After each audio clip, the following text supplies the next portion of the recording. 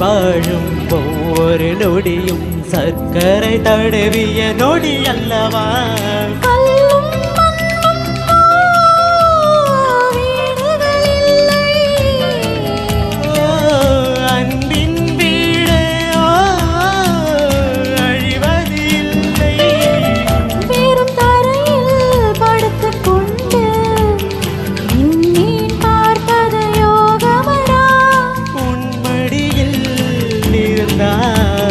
வாழ்க்கையில் எதுவும் தேவை இல்லையடி